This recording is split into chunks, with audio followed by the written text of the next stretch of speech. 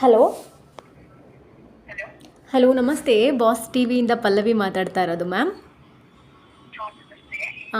Ma'am, just ನಾನು ನಿಮ್ಮ Instagram post ನೋಡ್ತಾ ಇದ್ದೆ. ಹಲೋ. ಅದೇ ಚೆನ್ನಮ್ಮ ಮ್ಯಾಮ್ ಬಗ್ಗೆ ಒಂದಷ್ಟು ಬರೆದು ಹಾಕಿದ್ರಿ. ಸೊ ಈ ಮೂಮೆಂಟ್ಗೆ ಏನು ಹೇಳೋಕ್ಕೆ, ನಿಮ್ಮ ಅಭಿಪ್ರಾಯ ಏನು ತಿಳಿಸ್ತೀರಾ ಅಂತ. ಒಂದು ರೀತಿ ಶಕ್ತಿಯಾಗಿ ದೇವೇಗೌಡರ ಹಿಂದೆ ನಿಂತಿದ್ದಂಥವರು ದಿಢೀರಂತ ಸುದ್ದಿ ಬಂದಿದೆ. ತುಂಬಾ ನೋವಾಗುತ್ತೆ, ಬೇಜಾರಾಗುತ್ತೆ.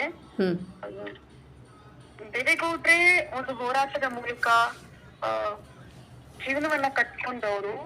ಹರದಹಳ್ಳಿ ಅನ್ನುವಂತ ಒಂದು ಪುಟ್ಟ ಹಳ್ಳಿಯಿಂದ ದೆಹಲಿಯ ತನಕ, ದೆಹಲಿಯ ಕೆಂಪು ಕೋಟೆ ಮೇಲೆ ನಮ್ಮ ದೇಶದ ಬಾವುಟವನ್ನ ಹಾರಿಸುವಷ್ಟರ ಮಟ್ಟಕ್ಕೆ ಬೆಳೆಯೋದ್ರ ಹಿಂದೆ ಧೀಶಕ್ತಿಯಾಗಿ ನಿಂತಿದ್ದವರು ಚೆನ್ನಮ್ಮ ಅವರು. ಖಂಡಿತ. ನಾನು ಅವರಿಬ್ಬರನ್ನ ಒಟ್ಟಿಗೆ ನೋಡಿದೀನಿ. ನಾವು ಸಿಕ್ಕಾಗ್ಲೆಲ್ಲ, ಅಂದ್ರೆ ನಾನು ದೇವೇಗೌಡರನ್ನ ಭೇಟಿ ಮಾಡಕ್ಕೆ ಮನೆಗೆ ಹೋದಾಗ್ಲೆಲ್ಲ ಅವರಿಬ್ರು ಬಾಂಧವ್ಯನ ನಂಗೆ ನೇರವಾಗಿ ನೋಡುವಂತ ಸೌಭಾಗ್ಯ ಸಿಕ್ಕಿತ್ತು. ನೋಡ್ದಾಗ್ಲೆಲ್ಲ ನಾನು ಅನ್ಕೊಳ್ತಿದ್ದೆ, ಈ ಮಹಾತಾಯಿಗೆ ಎಷ್ಟು ಶಕ್ತಿ ಇದೆ. ದೇವೇಗೌಡರು ಇವತ್ತು ಇಷ್ಟೊತ್ತು ವ್ಯಕ್ತಿ ಆಗೋದಕ್ಕೆ, ಇಡೀ ದೇಶ ಅವ್ರನ್ನ ನೆನಪಿಸ್ಕೊಳ್ಳುವಂತ ವ್ಯಕ್ತಿ ಆಗೋದ್ರ ಹಿಂದೆ, ಪ್ರಧಾನಿ ಆಗೋದ್ರ ಹಿಂದೆ ಒಂದು ದೊಡ್ಡ ಶಕ್ತಿಯಾಗಿ ನಿಂತಿದ್ದು ಚೆನ್ನಮ್ಮ ಅವರು. ಅವರು ಕಾರ್ಯಕರ್ತರನ್ನ, ನಾನು ನಮ್ಮ ಹಿರಿಯ ರಾಜಕಾರಣಿಗಳ ಜೊತೆ ಮಾತಾಡ್ತಾ ಇರ್ಬೇಕಾದ್ರೆ ಅವ್ರು ಹೇಳ್ತಾ ಇದ್ರು, ಸ್ವಲ್ಪ ಮುಂಗೋಪ ಹೆಚ್ಚಿದ್ದಂತ ದೇವೇಗೌಡರು ಕಾರ್ಯಕರ್ತರನ್ನ ಸಂಭಾಳಿಸೋದಕ್ಕಿದಾಗ್ದಾಗ್ಲೂ ಕೂಡ ಚೆನ್ನಮ್ಮ ಅವರದನ್ನೆಲ್ಲ ತುಂಬಾ ಚೆನ್ನಾಗಿ ಬ್ಯಾಲೆನ್ಸ್ ಮಾಡ್ತಾ ಇದ್ರಂತೆ. ಅದ್ರ ಜೊತೆಗೆ ಅವ್ರ ಮಕ್ಳಿನ ಸಾಕಿದ ರೀತಿ ಇದೆಯಲ್ಲ, ದೇವೇಗೌಡ್ರಿಗೆ ಅವ್ರು ನೇರವಾಗಿ ಹೇಳಿದ್ರಂತೆ, ನಿಮ್ಗೆ ನಿಮ್ಮ ಅಧಿಕಾರ ಯಾವತ್ತೂ ಶಾಶ್ವತ ಅಲ್ಲ. ನನ್ ಮಕ್ಳಿಗೆ ನಾನ್ ಕೊಡೋ ಶಿಕ್ಷಣ ಇದೆಯಲ್ಲ, ನಾವು ಕೊಡೋ ಶಿಕ್ಷಣ ಇದೆಯಲ್ಲ, ಅದ್ ಮಾತ್ರ ಶಾಶ್ವತ ಅಂತ ಹೇಳಿ ಚೆನ್ನಮ್ಮ ಅವರು ದೇವೇಗೌಡ್ರಿಗೆ ಹೇಳಿದ್ರಂತೆ. ದೇವೇಗೌಡ್ರ ಆತ್ಮಕಥೆನಲ್ಲಿ ಹತ್ರ ಉಲ್ಲೇಖ ಇದೆ. ಪ್ರಾಯಶಃ ಅವ್ರ ಮಗಳು ಶೈಲಜಾಮ್ ಅವರು ಇದನ್ನ ಅದ್ರಲ್ಲಿ ದಾಖಲಿಸಿದ್ದಾರೆ ಅಂತ ಅನ್ಸುತ್ತೆ. ಅಂದ್ರೆ ಅವರು ಹೇಳಿದ್ದನ್ನ ಬರ್ದಿದ್ದಾರೆ ಲೇಖಕರು. ಅಂದ್ರೆ ಅಷ್ಟರ ಮಟ್ಟಕ್ಕೆ ಒಂದು ಇಡೀ ಕುಟುಂಬವನ್ನ ಅವರು ನಡೆಸ್ಕೊಂಡು ಹೋಗಿದ್ರು. ಮತ್ತೆ ಅವ್ರ ಮೇಲೆ ಆದಂತಹ ಆಸಿಡ್ ದಾಳಿ, ರಾಜಕೀಯವಾಗಿ ಅವ್ರನ್ನ ದೇವೇಗೌಡ್ರನ್ನ ಕುಗ್ಸೋದಕ್ಕೆ, ಹೆಣ್ಮಕ್ಳಿಗೆ ಎಲ್ರಿಗೂ ಅಲ್ವಾ, ನಮ್ಗೆಲ್ಲ ಒಂಚೂರು ಏನಾದ್ರು ಬಿದ್ದು ಮುಖದ ಮೇಲೆ ಒಂದು ಗಾಯ ಆದ್ರೆ ನಾವ್ ತಡ್ಕೊಳಲ್ಲ, ನಾವ್ ತಡ್ಕೊಳಲ್ಲ. ಅದಕ್ಕೆ ಮೆಡಿಕೇಶನ್ ಮಾಡ್ಬೇಕು ಅಂತ ಹುಡುಕಾಡ್ತಿರ್ತೀವಿ. ಅವ್ರ ಮೇಲೆ ಆಸಿಡ್ ದಾಳಿ ಆದ್ರೂ ಕೂಡ ಅವ್ರ ಮನೋಬಲ ಕುಗ್ಗದೆ ಇಟ್ಟಿದ್ದಿದೆಯಲ್ಲ, ಅದು ಅವ್ರು ಎಷ್ಟು ಮಾನಸಿಕವಾಗಿ ದೇವೇಗೌಡ್ರ ಜೊತೆಗೆ ಇದ್ರು, ದೇವೇಗೌಡ್ರ ಬೆಂಬಲವಾಗಿ ಇದ್ರು, ಆ ಕುಟುಂಬಕ್ಕೆ ಬೆಂಬಲವಾಗಿದ್ರು ಅನ್ನೋದು ಅರ್ಥ ಆಗುತ್ತೆ. ಮ್ಯಾಮ್, ಇದ್ರ ಜೊತೆಗೆ ಒಂದು ಶಕ್ತಿಯಾಗಿ ಅವ್ರ ಜೊತೆಗಿರ್ತಾರೆ. ನೀವು ಕೂಡ ಅವ್ರನ್ನ ಮೀಟ್ ಮಾಡಿದ್ದೀರಾ, ಅಂದ್ರೆ ಮಾತಾಡ್ಸೋ ಪ್ರಯತ್ನ ಮಾಡಿದ್ರಾ? ಖಂಡಿತ ಮಾತಾಡ್ಸಿದೀನಿ ನಾನು. ನಾನು ಅವ್ರ ಮನೆಗೆ ಹೋದಾಗ ಮಾತಾಡ್ಸಿದೀನಿ ನಾನು ಅವರನ್ನ. ಅವರು ಊಟನ ಯಾವಾಗ್ಲೂ ಜೊತೆಲಿ ಮಾಡ್ತಾ ಇದ್ರು. ಇಬ್ರು ಮುಂದಿನ ರಾಮಾಯಣಗಳ ಪ್ರಕಾರಗಳ ಬಗ್ಗೆ ನಂಗೆ ಹೇಳ್ತಾ ಕೂತಿದ್ದು ನಾನು ಹೋಗಿದ್ದಾಗ. ಆ ಟೈಮಲ್ಲಿ ಅವರು ಊಟ ಸಮಯ ಆಗಿತ್ತು. ಅವರು ಊಟ ಎಲ್ಲ ತರ್ಸ್ಕೊಂಡು ಒಟ್ಟಿಗೆ ಊಟ ಮಾಡ್ತಾ ಇದ್ರು.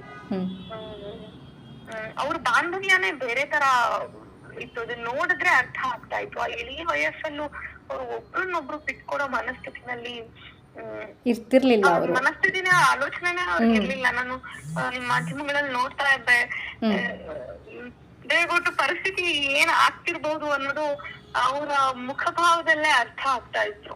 ಒಂದ್ ರೀತಿ ನಿನ್ನೆ ರಾತ್ರಿ ಕೂಡ ಹತ್ತಿದ್ರಂತೆ. ಹೌದು. ರೀತಿ ಅಂದ್ರೆ ನಮಗೆ ಇಷ್ಟೊಂದು ಬೇಜಾರಾಗ್ತಿದೆ ಈ ವಿಚಾರ ಕೇಳಿ. ಅವ್ರು ಹೇಗೆ ಅರ್ಗಿಸ್ಕೊಂಡಿರ್ತಾರೆ ಅನ್ನುವಂಥದ್ದು. ಜೊತೆಗೆ ಎಲ್ಲೋದ್ರೂ ಕೂಡ ಇಬ್ರು ಒಟ್ಟಿಗೆ ಹೋಗ್ತಾ ಇದ್ರು. ಬರ್ತ್ಡೇ ಪ್ರೋಗ್ರಾಮ್ ಇರ್ಲಿ, ದೇವಸ್ಥಾನ ಇರ್ಲಿ, ಮತ್ತೊಂದು ಕಡೆ ಇರ್ಲಿ.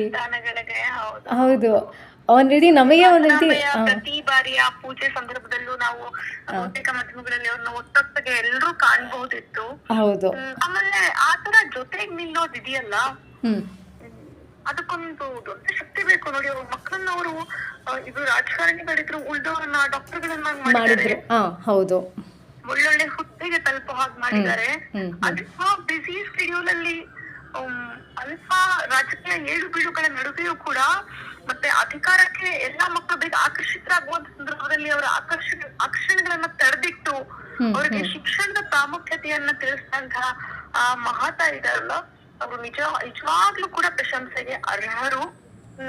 ಜೊತೆಗೆ ದೇವೇಗೌಡರಂತ ಒಬ್ಬ ದೈತ್ಯ ಪ್ರತಿಭೆಯನ್ನ ಪೋಷಿಸೋದು, ಪ್ರತಿಯೊಂದು ಗಂಡಸಿನ ಶ್ರೇಭಿವೃದ್ಧಿಯ ಹಿಂದೆ ಒಬ್ಬ ಹೆಣ್ಮಗಳಿರ್ತಾಳೆ, ಒಬ್ಬ ಹೆಣ್ಮಕ್ಳು ರಾಜಕಾರಣ, ನಾವೇನ್ ಹೆಣ್ಮಕ್ಳು ರಾಜಕಾರಣಿಗಳಿದೀವಿ, ನಮಗೂ ಕೂಡ ನಮ್ಮ ಸಂಗಾತಿಗಳಂತವ್ರು ಸಿಕ್ಕ್ರೆ, ನಮಗೆ ಹೌದು ಹೆಚ್ಚಿಗೆ ಕೂಡಿಸಿ ನಡೆಯುವಂತವ್ರು ಸಿಕ್ಕ್ರೆ ಮಾತ್ರ ನಮ್ಮ ಭವಿಷ್ಯಗಳು ಚೆನ್ನಾಗಿರೋದು. ಹೌದು.